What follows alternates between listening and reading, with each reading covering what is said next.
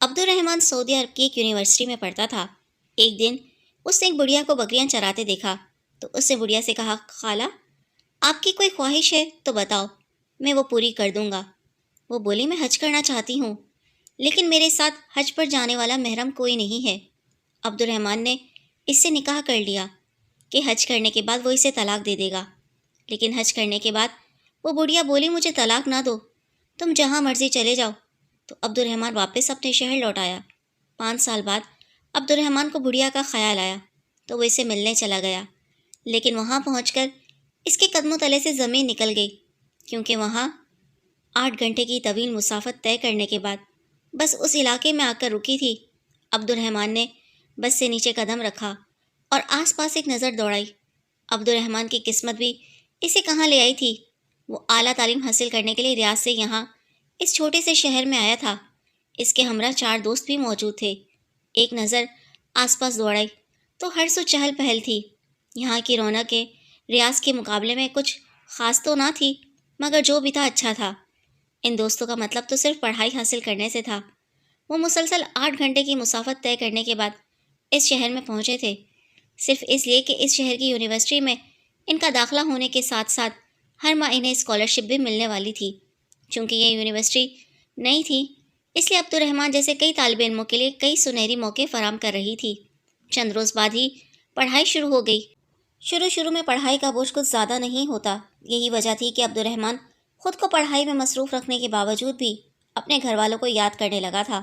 گھر میں ماں باپ اور ایک چھوٹی بہن ہی تھی، جن کی کمی سے یہاں آ کر شدید محسوس ہونے لگی تھی۔ ابھی بھی وہ ان سے فون پر بات کرنے کے بعد یوں ہی بیٹھا بور ہونے لگا تو سوچنے لگا کہ باہر کا چکر لگایا جائے۔ دوست بھی خوش گپیوں میں مصروف تھے، مگر وہ اکثر زیادہ دیر تنہا ہی رہنا پسند کرتا تھا۔ عبد الرحمن اپنے ہاسٹل سے باہر نکل آیا اور یوں ہی اس شہر میں گھومنے پھرنے لگا۔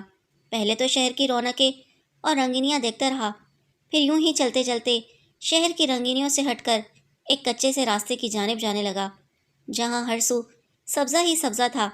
آس پاس کئی لوگ آ جا رہے تھے، بچے کھلی زمینوں پر کھیل کود میں مصروف تھے کہ تبھی عبد الرحمن کو ایک جانب سے چھوٹی سی سڑک سے ایک خاتون آتی ہوئی دکھائی دی۔ نہ چاہتے ہوئے بھی وہ اس خاتون کو دیکھنے لگا، جو کہ بوڑھی تھی۔ سر کے بال اس کے سفید ہو چکے تھے، مگر اس کے باوجود بڑے ہی سلیقے سے اس نے اپنے سر پر دوپٹہ اوڑھ رکھا تھا۔ ہاتھ میں ایک لاٹھی تھامے وہ اپنی بکریوں کو ایک قطار میں آگے کی جانب لے کر جا رہی تھی۔ اتنی زیادہ بکریوں کا ریوڑ اور وہ اکیلی جان ان سب کو لاٹھی سے اشارہ کرتی ایک جانب کو لے کے جا رہی تھی۔ وہ منظر کچھ ایسا تھا کہ عبد الرحمن وہیں پر رک کر دیکھنے لگا۔ وہاں پر آس پاس سوائے اس کے اور کوئی بھی موجود نہیں تھا۔ وہ بکریاں بھی جسے ان کا ہر حکم مان رہی تھیں، اور اگر کہتی اس طرف چلو تو بکریاں تو جیسے کسی انسان کی طرح اس کی ہر ایک بات پر عمل کرتی اسی جانب رخ کر دیا کرتی تھیں۔ عبد الرحمن بغور اس عورت کو وہیں پر کچھ دوری پر کھڑا دیکھنے لگا۔ ایسا نہیں تھا کہ وہ کچھ غلط سوچ رکھنے والا شخص تھا یا نیت میں کھوٹ تھی۔ در حقیقت عبد الرحمن کی نظریں نہ جانے اس کے چہرے میں کیا کھوج رہی تھی۔ بے ساختہ اس کا دھیان بوڑھی خاتون کی جانب گیا۔ بوڑھی عورت اس عمر میں یہ سارے کام کرتی پھر رہی تھی، نہ جانے اس کا کوئی والی وارث تھا بھی کہ نہیں، جو خود اکیلے ہی یہ ساری ذمہ داری اٹھا رہی تھی۔ کچھ دیر بعد ہی وہ اپنی بکریوں کو لیے ایک چھوٹے سے گھر کی جانب چل دی، جس کی 4 دیواری اس قدر چھوٹی تھی کہ وہ گھر کے اندر چلی گئی، اس کے باوجود دکھائی دے رہی تھی۔ بوڑھی عورت نے اپنی بکریوں کو ایک جانب باندھا اور پھر اندر کمرے میں چلی گئی۔ تبھی ایک شخص وہاں سے گزرا جو کہ اسی علاقے کا رہنے والا تھا۔ عبد الرحمن سے پوچھنے لگا کہ بھائی، یہ بوڑھی عورت کیا اس مکان میں اکیلی رہتی ہے؟ اس کا شوہر یا بیٹے بھائی کدھر ہیں؟ یہ سن کر وہ شخص گہری سانس خارج کر کے بولا، ارے بھائی اب کیا بتائیں تمہیں، اب تم پوچھ ہی رہے ہو تو سنو۔ میں خود بچہ تھا تب سے اسے اکیلے ہی یہاں پر دیکھ رہا ہوں۔ یہ خاتون 18 سال کی تھیں جب شادی ہو کر اس علاقے میں رہنے کے لیے آئی تھی۔ اس کا شوہر بڑا ہی نیک اور خدا ترس قسم کا شخص تھا۔ سارے گاؤں میں ان کی بڑی عزت تھی، مگر شادی کے چند ہفتوں بعد ہی اس خاتون کا شوہر وفات پا گیا۔ ساس سسر تو سر پہ موجود نہ تھے۔ آس پاس کے لوگوں نے تو یہ کہہ کر جینا حرام کر دیا کہ دیکھو تو کیسی منوس نکلی، آتے ہی اپنے شوہر کو کھا گئی۔ مگر چند روز بعد یہ خبر بھی سامنے آئی کہ یہ خاتون حاملہ ہے۔ یہ خبر ان خاتون کے لیے بڑی خوشی کی خبر تھی کہ ان کے شوہر کی نشانی ان کے پاس آنے والی ہے، مگر یہاں پر بھی ان لوگوں نے انہیں چین نہیں لینے دیا۔ طرح طرح کی باتیں ہونے لگی، لوگ انہیں برا سمجھنے لگے، کہنے لگے کہ یہ خاتون بھلا کیسے حاملہ ہو سکتی ہے، اس کے شوہر کو مرے ہوئے تو وقت بیت چکا ہے۔ ایسی باتیں سن سن کر تو وہ خاتون روتی رہتی، اپنے گھر سے باہر نکلنا بھی چھوڑ دیا، اور پھر یہ خبر ملی کہ اس خاتون کا ہونے والا بچہ وقت سے پہلے ہی مر چکا ہے۔ اس کے بعد کئی لوگ آئے، کئی لوگ گئے، سب اپنی اپنی زندگیوں میں مصروف ہو گئے، مگر بوڑھی خاتون یوں ہی تنہا اس گاؤں میں اپنی بکریوں کے ساتھ رہنے لگی۔ کتنی ہی دیر عبد الرحمن وہاں پر کھڑا اس خاتون کے گھر کو دیکھتا رہا، جو اس گھر کے سارے کام اکیلے ہی کر رہی تھی۔ بہرحال وقت کافی بیت چکا تھا، اس لیے وہ واپس اپنے ہاسٹل میں آ گیا۔ چند روز بعد دوبارہ شام کے وقت چہل قدمی کے لیے وہ نکلا تو ایک مرتبہ پھر اس راستے سے گزر ہوا۔ وہ بوڑھی خاتون اسے ایک مرتبہ پھر نظر آئی تھی۔ اس کے دل میں اس خاتون کے لیے ایک عجیب سی انسیت پیدا ہو گئی۔ اس کا دل چاہا کہ وہ جا کر اس بوڑھی خاتون سے بات کرے، اسے اس کے بارے میں پوچھے، مگر یہ سوچ کر قدم روک لیے کہ وہ خاتون کیا سوچے گی۔ نہ ہی وہ اس کا کوئی رشتہ دار ہے اور نہ ہی کوئی جان پہچان، بھلا ایسے کسی کے گھر جا کر اس سے بات کرنا کہیں اس خاتون کو برا ہی نہ لگ جائے۔ یہ سوچ کر وہ وہیں پر چہل قدمی کرتا رہا، مگر اس گھر کے اندر جا کر یا اس خاتون سے کوئی بات کرنے کی کبھی ہمت ہی نہیں کر پایا تھا۔ موسم بدلا تو ساتھی بارشیں بھی شروع ہو گئی۔ اس رات عبد الرحمن اپنے ہاسٹل میں ہی سو رہا تھا، جب بڑی دیر تک بادل گرجتے رہے اور پھر زور و شور سے بارش کی آواز آنے لگی۔ اس کی آنکھ کھل چکی تھی۔ وہ اٹھا اور اٹھ کر کھڑکی سے باہر کا منظر دیکھنے لگا۔ آسمان پر ابھی بھی بجلی کے چمکنے کے آثار موجود تھے۔ تبھی اسے اس بوڑھی خاتون کا خیال آیا، جو کہ اس کچے چھوٹے سے جھونپڑی نما گھر میں رہ رہی تھی۔ جس قدر طوفان تھا، اسے تو اس بڑھیا کی فکر ہونے لگی تھی۔ وہ رات جیسے تیسے گزری اور اگلے ہی روز وہ پڑھائی کے بعد اس علاقے کی جانب جانے لگا۔ آج تو وہ ہر حال میں اس بوڑھی خاتون سے بات کرنے والا تھا۔ کل رات کے مقابلے میں آج موسم صاف تھا، سورج پوری آب و تاب سے چمک رہا تھا۔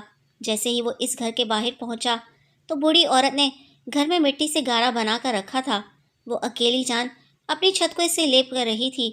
پہلے چھت پر مٹی لیپتی، پھر بوسیدہ سی سیڑھی اتر کر دوبارہ مٹی بھر کر اوپر لے جاتی۔ عبد الرحمن گھر میں داخل ہوا اور بوڑھی خاتون کو سلام کیا۔ بوڑھی خاتون نے بھی مسکرا کر سلام کا جواب دیا۔ پھر رسمی سلام دعا کے بعد عبد الرحمن نے اس خاتون کو بالٹی میں مٹی بھر کر دینا شروع کی، تو وہ خاتون منع کرتی رہ گئی کہ میں کر لوں گی، تم اتنی مشقت مت اٹھاؤ۔ مگر عبد الرحمن تو جیسے دل ہی دل میں سکون محسوس کر رہا تھا۔ سارا کام کروانے کے بعد وہ وہیں صحن میں بیٹھا ہوا تھا کہ خاتون عبد الرحمن کے لیے میٹھی گڑ کی بنی روٹیاں لے کر آئی تھی، جسے کھا کر تو جیسے اس کی تھکاوٹ اتر چکی تھی۔ اس سے مسکرا کر بوڑھی خاتون کا شکریہ ادا کیا، پھر جو ہی سوچتے ہوئے کہنے لگا، خالہ، کیا آپ کی کوئی ایسی خواہش ہے جو ادھوری رہ چکی ہو؟ کوئی ایسی تمنا جو آپ کے دل میں موجود ہو؟ ہر انسان کی طرح آپ بھی چاہتی ہوں گی کہ بس ایک بار آپ کی وہ خواہش پوری کر دی جائے۔ یہ سن کر بوڑھی خاتون کے چہرے کا رنگ متغیر ہوا تھا، سفید رنگت میں پھیری سرخی اور آنکھوں سے آنسو جھلکنے لگے۔ کہنے لگی، ہاں، میری بھی ایک ایسی خواہش ہے، مگر وہ خواہش کبھی پوری نہیں ہو سکتی۔ عبد الرحمن فوراً بولا کہ مجھے بتائیں، ہو سکتا ہے میں آپ کی یہ خواہش پوری کر سکوں۔ اتنا سن کر وہ خاتون کہنے لگی کہ میری خواہش تھی کہ میں حج یا عمرہ کر سکوں، مگر میری خواہش وقت کے ساتھ ساتھ میرے دل میں ہی دفن رہ گئی۔ اتنا کہتے ہوئے اس خاتون کا چہرہ آنسوں سے بھیگ چکا تھا۔ عبد الرحمن بھی اسے روتا ہوا دیکھ کر روحانسا ہو چکا تھا۔ کہنے لگا کہ آپ اب تک پھر کیوں نہیں حج یا عمرہ کرنے کے لیے خانہ کعبہ گئی؟ ویسے بھی یہاں سے جانے میں کوئی خاص خرچ تو نہیں ہوگا، یا پھر آپ کے پاس رقم نہیں تھی؟ عبد الرحمن اس خاتون سے یہ بات کرنے لگا۔ اس نے تو سوچ لیا تھا کہ اپنی طرف سے رقم اس خاتون کو دے دے گا، اگر اسے مالی مشکلات ہیں تو وہ ضرور اس کی خواہش پوری کر دے گا۔ مگر وہ بوڑھی خاتون کہنے لگی کہ نہیں، میرے پاس رقم موجود ہے، مگر میرے پاس محرم رشتہ نہیں ہے، نہ ہی میرے پاس میرا شوہر ہے، نہ ہی بیٹا، نہ ہی بھائی، اور نہ ہی کوئی محرم رشتہ جس کے ساتھ میں حج کرنے کے لیے جا سکتی۔ وقت کے ساتھ ساتھ تو جیسے یہ خواہش میرے دل میں ہی دفن ہو کر رہ چکی ہے۔ یہ تو شرعی مسئلہ ہے، مگر اب کیا کر سکتے ہیں؟ اتنا کہہ کر وہ خاتون روتے ہوئے وہاں سے اٹھ کر کمرے میں چلی گئی اور عبد الرحمن بھی واپس اپنے ہاسٹل آ گیا۔ اس رات اس کی آنکھ نہیں لگی تھی۔ اس نے جس مان سے اس خاتون سے کہا تھا کہ وہ اس کی ہر خواہش کو پورا کرے گا، اور یوں اب اس کی یہ خواہش سن کر وہ چاہتے ہوئے بھی اس کی خواہش پوری نہیں کر پا رہا تھا۔ یہ بات اسے اندر ہی اندر جھنجھوڑ رہی تھی کہ آخر وہ اس خاتون کی کیسے مدد کرے، کیسے اس کا محرم رشتہ ڈھونڈے جو اس کو خانہ کعبہ کی زیارت کروا سکے۔ ساری رات وہ یوں ہی سوچتا رہا کہ جب اچانک خدا کی طرف سے اس کے دل میں الہام کی طرح ایک بات آئی تھی۔ اس کے ذہن میں یہ بات آئی کہ کیوں نہ وہ اس عورت سے نکاح کر لے، صرف اس لیے کہ نکاح کے بعد وہ اس کا محرم ہو جائے گا اور وہ یوں اسے حج کروانے کے لیے بھی لے جائے گا۔ اس طرح جیسے ہی وہ حج کر لے گی تو وہ وہاں سے واپس آ کر اسے طلاق دے دے گا۔ یہ خیال اچھا تھا، مگر وہ ڈرتا بھی تھا۔ کچھ تو معاشرے کا بھی اسے ڈر تھا، کیونکہ وہ ایک 20-21 سالہ نوجوان تھا، جبکہ وہ خاتون اپنے بڑھاپے میں قدم رکھ چکی تھی۔ یہی سوچتے ہوئے وہ کتنے ہی روز تک دوبارہ اس جانب نہ جا پایا، مگر پھر اس بارے میں اس نے ایک عالم دین سے مشورہ لینے کا سوچا۔ وہ اس روز یونیورسٹی نہیں گیا تھا۔ اس نے ایک جانے مانے عالم دین کے بارے میں پوچھا اور پھر سیدھا ان کے گھر تشریف لے گیا۔ جب اس بارے میں اپنے خیالات بیان کیے تو وہ عالم دین کہنے لگے کہ اس میں کوئی دقت نہیں ہے، نہ ہی ہمارے دین میں عمر متعین کی گئی ہے۔ اگر تم ایک نیک عمل کے تحت اس خاتون سے نکاح کرنا چاہتے ہو تو بے شک کرو، مگر اس میں اس خاتون کی رضامندی شامل ہونا ضروری ہے۔ یہ سن کر وہ لڑکا بھی مطمئن ہو چکا تھا۔ اگلے روز جب وہ اس خاتون کے گھر گیا تو وہ خاتون اپنی بکریوں کے لیے چارہ کاٹ رہی تھی۔ اس لڑکے کو دیکھ کر اس کے چہرے پر ایک مسکراہٹ سی پھیلی، پھر اسے کہنے لگی کہ بتاؤ لڑکے، کیا بات ہے، آج کیوں میرے اس غریب خانے میں ایک مرتبہ پھر چلے آئے ہو؟ یہ سن کر عبد الرحمن مسکرایا اور پھر ڈرتے ڈرتے اپنے لبوں سے یہ بات کی کہ میں آپ سے نکاح کرنا چاہتا ہوں۔ یہ سن کر تو اس عورت کے چہرے کا رنگ اڑ چکا تھا۔ وہ حیرت سے اس کا چہرہ دیکھنے لگی اور پھر وہاں سے اٹھ کھڑی ہوئی، کہنے لگی تم جانتے بھی ہو یہ کیا کہہ رہے ہو؟ یہ سن کر عبد الرحمن کہنے لگا کہ جی ہاں، میں چاہتا ہوں کہ آپ کی اس خواہش کو ضرور پورا کروں۔ میں نے اس بارے میں بہت سوچا ہے اور پھر اس نتیجے پر پہنچا ہوں کہ میں آپ سے نکاح کر کے آپ کو ضرور حج کرواؤں گا۔ اس کے بعد حج سے واپسی پر میں آپ کو طلاق دے دوں گا۔ ویسے بھی میری پڑھائی پر یہاں پر مکمل ہو جائے گی، میں واپس اپنے شہر چلا جاؤں گا اور آپ اپنی آگے کی زندگی یہاں پر معمول کے مطابق گزار لینا۔ اس خاتون نے گہری سانس خارج کی، اس کی آنکھوں میں آنسو تھے۔ کتنی ہی دیر وہ کوئی جواب نہ دے پائی، پھر کہنے لگی میں اس بارے میں جلد بازی میں کوئی فیصلہ نہیں کرنا چاہتی، اس لیے میں تمہیں اس بارے میں سوچ کر بتاؤں گی۔ عبد الرحمن بھی واپس ہاسٹل میں آ گیا۔ وہ اکثر 1 یا 2 دن چھوڑ کر اس جانب چکر لگاتا رہتا تھا۔ جب ایک روز اس کے ہاسٹل میں ایک شخص اسے پیغام دینے آیا کہ وہ بوڑھی خاتون اسے ملنا چاہتی ہے، اس کے ساتھ موجود لڑکے حیرت سے اسے دیکھنے لگے کہ آخر یہاں اس کی کون سی رشتہ دار نکل آئی۔ بہرحال وہ سب کو نظر انداز کرتا ہوا اس خاتون کے گھر پہنچا۔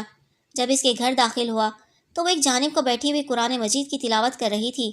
اس کی موجودگی محسوس کر چکی تھی، مگر اس نے تلاوت جاری رکھی۔ پھر تب تک عبد الرحمن ایک جانب بیٹھا رہا۔ جب خاتون قرآن پاک پڑھ چکی تو اس کی جانب مخاطب ہوئی، کہنے لگی کہ لڑکے، میں نے تمہاری بات پر بہت غور و فکر کیا، ہماری نیت کیا ہے یہ ہمارا رب بخوبی جانتا ہے، اس لیے میں تم سے نکاح کرنے کے لیے تیار ہوں۔ یہ سن کر عبد الرحمن بھی مطمئن ہو چکا تھا۔ اگلے ہی روز اس نے اپنے دوستوں کو ساتھ لیا اور اس خاتون کو بھی اپنے ساتھ لے کر عدالت چلا گیا، جہاں پر قاضی کے سامنے انہوں نے نکاح کیا تھا۔ یہ رشتہ دونوں کی باہم رضامندی سے طے ہو رہا تھا، اس لیے کوئی کسی بھی طرح کا اعتراض نہیں کر پا رہا تھا۔ ایک ہی ماہ بعد حج شروع ہونے والا تھا۔ تب تک وہ خاتون عبد الرحمن کے نکاح میں ہی تھی۔ نکاح کے بعد عبد الرحمن واپس ہاسٹل میں چلا آیا۔ چند روز بعد وہ اس خاتون کے پاس چکر لگاتا، کبھی گھر کے کسی کام میں اس کی مدد کروا دیتا تو کبھی اس کے لیے کوئی کھانا لے جاتا۔ ہر بار ہی وہ عورت منع کیا کرتی تھی کہ تم میری خاطر کچھ مت کرو، مجھے تم سے کچھ نہیں چاہیے، تم نے مجھ پر جو احسان کر دیا ہے وہی بہت ہے۔ کچھ ہی ہفتوں بعد وہ دونوں حج کی ادائیگی کے لیے وہاں سے نکل چکے تھے۔ خانہ کعبہ کو اپنے سامنے دیکھ کر وہ خاتون بے ساختہ سجدے میں گر چکی تھی۔ کتنی ہی دیر سجدے میں گر کر روتی رہی۔ حج کے تمام تر امور اس نے بخوبی سر انجام دیے تھے۔ وہیں عبد الرحمن بھی خوش تھا کہ اللہ تعالیٰ نے اس نیک کام کے لیے اسے چنا۔ مکہ مکرمہ کے بعد وہ مدینہ منورہ بھی گئے۔ تمام تر زیارت کرنے کے بعد جب وہ واپس اپنے علاقے میں پہنچے تو وہ خاتون عبد الرحمن کا شکریہ ادا کرنے لگی۔ عبد الرحمن واپس اپنے ہاسٹل آ چکا تھا، کیونکہ اس وقت طلاق کے معاملے پر بات کرنا مناسب نہ تھا۔ اگلے روز جب وہ واپس اس خاتون کے پاس گیا تو کہنے لگا کہ آپ سے نکاح کرنے کا مقصد صرف اور صرف آپ کو حج کروانا تھا۔ اب تو آپ کی یہ خواہش بھی پوری ہو چکی ہے، اس لیے میں چاہتا ہوں کہ اب آپ کو طلاق دے دوں۔ یہ سن کر اس خاتون کا چہرہ متغیر ہوا تھا۔ کہنے لگی، مجھے طلاق دینا ضروری تو نہیں ہے، میں تو تمہاری زندگی میں کہیں بھی کوئی رکاوٹ نہیں ڈال رہی، نہ ہی تم سے اپنا خرچ مانگ رہی ہوں یا کسی بھی طرح کی کوئی ڈیمانڈ کر رہی ہوں۔ تم چاہو تو یہاں سے واپس چلے جاؤ، دوبارہ یہاں پر کبھی لوٹ کر نہ آنا، جا کر شادی کرو، اپنا گھر بساؤ، کل کو تمہارے بیوی بچے ہوں گے، مجھے کسی سے کوئی شکایت نہیں، نہ ہی تم سے۔ ارے تمہارا تو مجھ پر بہت احسان ہے، مگر ایک اور احسان مجھ پر کر دو کہ مجھے طلاق نہ دو، میں اپنی آگے کی زندگی تمہارے نکاح میں گزارنا چاہتی ہوں۔ عبد الرحمن نے جب یہ سنا تو وہ حیرت میں مبتلا ہوا تھا۔ اس نے تو سوچا تھا کہ وہ اسے طلاق دے دے گا، مگر اس خاتون نے جب ایسا کہا تو عبد الرحمن سے انکار نہ ہوا۔ ویسے بھی وہ خاتون کوئی خاص چالاک یا تیز ترار بھی نہ تھی جو کل کو اس کے لیے کوئی مسائل کھڑے کر سکتی تھی، اس لیے اس نے طلاق نہ دی اور واپس اپنے ہاسٹل آ گیا۔ ہفتوں بعد کبھی کبھار اس خاتون کے پاس جاتا اور اسے دل کی باتیں کرایا کرتا۔ پھر جب اس کی پڑھائی مکمل ہو گئی تو عبد الرحمن اپنی ڈگری لے کر واپس اپنے گھر چلا گیا۔ گھر جاتے ہی اپنے گھر والوں، ماں باپ کی محبت دیکھی تو جیسے وہ تو سب کچھ بھول ہی گیا تھا، یہ بھی بھول گیا تھا کہ اس کی ایک بیوی بھی تھی جسے وہ چھوڑ کر آیا تھا۔ کئی سال یوں ہی گزر گئے۔ اس کا تو وہ حساب تھا کہ نیکی کر اور دریا میں ڈال، اس لیے اس نے اپنے لیے نوکری ڈھونڈی اور اپنی فیملی کے ساتھ خوش رہنے لگا۔ اس کی شادی کی بھی بات آ گئی تھی جب ایک مرتبہ اس کے کچھ دوست اس سے ملنے آئے اور یوں ہی ہنسی مذاق سے کہنے لگے کہ تمہاری پہلی بیوی کا کیا حال ہے، تم تو جیسے اسے بھول ہی گئے ہو۔ وہ اس بوڑھی خاتون کو لے کر مذاق کرنے لگے تھے۔ اس پر عبد الرحمن مسکرا اٹھا اور کہنے لگا کہ میں تو بھول ہی بیٹھا تھا کہ میں نے خاتون سے نکاح بھی کیا تھا۔ تبھی اس کے دل میں ایک دم سے خواہش اٹھی کہ وہ ایک مرتبہ پھر جا کر اپنی اس بیوی سے ملے۔ نہ جانے کیوں اسے اس کی بے حد یاد آنے لگی تھی۔ جو بھی تھا وہ اس کی بیوی تھی اور اس کے ساتھ وہ ایک انسیت رکھتا تھا۔